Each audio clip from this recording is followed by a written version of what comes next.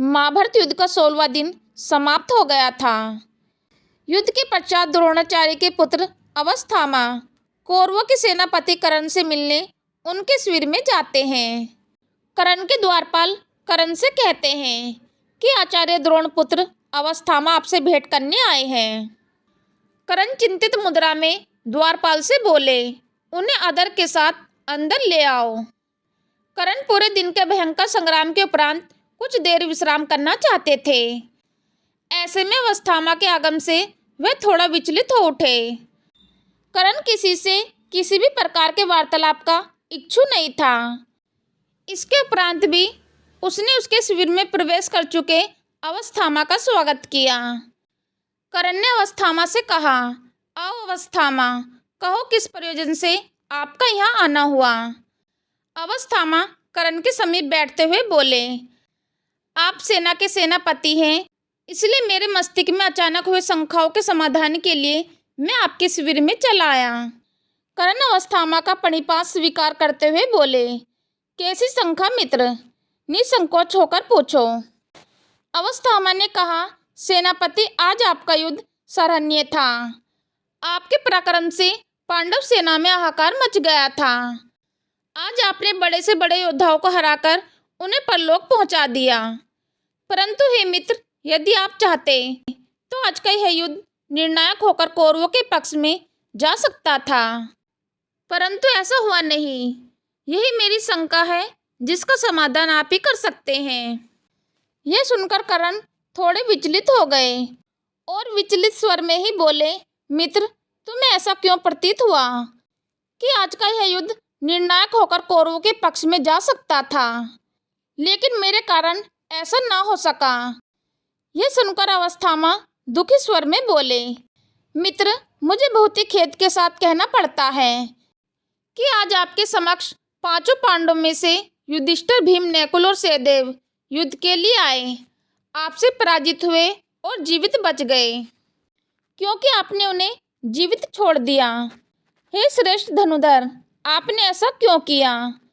कर्ण अश्वत्थामा की बात सुनकर शांत स्वर में बोला, मित्र, तुम्हारी शंका निराधार नहीं है। हाँ, मैंने उन्हें जीवित जाने दिया। मैंने यह किसी कारणवश किया जिसके विषय में आज बताना संभव नहीं है।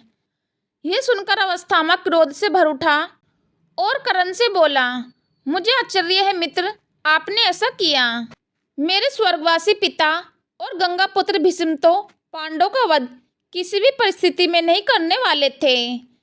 यह तो सर्वविदित है, परंतु आपसे यह अपेक्षा नहीं थी कि आप परस्त पांडवों को अभयदान दें। यह सब सुनकर कर्ण ने कहा, हे श्रेष्ठ योद्धा, कदाचित तुम्हें विदित है कि सव्य नारायण इस युद्ध में पांडवों के पक्ष में खड़े हैं, इसलिए उनका वध करना इतना सरल भी नहीं था। लेकिन इस सत्य को मैं नहीं नकार सकता कि मैंने आज अर्जुन के अतिरिक्त चारों पांडवों को पराजित किया और उन्हें जीवित जाने दिया। हे मित्र, इसका जो भी कारण है मैं तुम्हें नहीं बता सकूंगा। इस पर अश्वत्थामा आश्चर्य से बोले, यह तो क्षत्रियों की भाषा है अंगराज, आप इस भाषा को क्यों बोल रहे हैं। आपकी निष्ठा तो आपके मित्र दुर्योधन की प्रति होनी चाहिए, परंतु मुझे आज आपकी निष्ठा पर संदेह हो रहा है। हे वीर, आज आप युद्ध का निर्णय अपने मित्र दुर्योधन के पक्ष में कर सकते थे, परंतु आपने ऐसा नहीं किया। ये कूट सत्य है। हे मित्र, मेरे अतिरिक्त इतिहास सदैव आपसे यह प्रश्न पूछता रहेगा, और यदि इस युद्ध में दुर्योधन की पराजय हुई तो उसका एक कारण आप भी होंगे। इस पर कर्ण ने कहा, मित्र, तुम अपने पिता की मृत्यु से आहत हो, इसलिए इस प्रकार की बातें कर रहे हो, परंतु मित्र, चिंता ना करो, कल मैं फिर युद्ध करूंगा और कल का दिन निर्णायक होगा। यह सुनकर अश्वत्थामा ने क्रोध में कहा, मेरे पिता की मृत्यु के विषय में बात मत कीजिए अंगराज। आप अपने 9 में से 8 पुत्रों का स्मरण कीजिए जो इस युद्ध और पांडवों के कारण परलोक जा चुके हैं। आज आपने उन कार पांडवों को जीवित छोड़ते समय अपने मृत पुत्रों का स्मरण भी नहीं किया।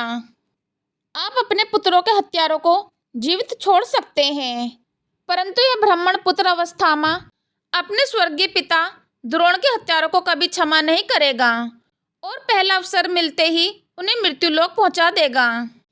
हे अंगराज, आपने सही कहा कि कल का युद्ध निर्णायक होगा, क्योंकि मैंने आते समय यमदूतों को आपके शिविर में आते देखा है। अब मैं चलता हूँ प्रणिपात अंगराज। महाभारत युद्ध का 17वां दिन शुरू हुआ। अर्जुन और कर्ण एक दूसरे के आमने सामने आए। भीषण युद्ध हुआ, जिसमें अर्जुन के हाथों कर्ण वीरगति को प्राप्त हुए। कर्ण तो वीरगति को प्राप्त हो गए, किंतु अपने पीछे एक बहुत बड़ा सवाल छोड़ गए कि जब कर्ण की दुर्योधन के लिए थी तो उसने कुंती को अर्जुन के अतिरिक्त उसके 4 पुत्रों को जीवन दान देने का वचन क्यों दिया। कर्ण का कुंती को दिया हुआ यही वचन दुर्योधन के लिए श्रापित हुआ, जो उसकी हार का सबसे बड़ा कारण बना।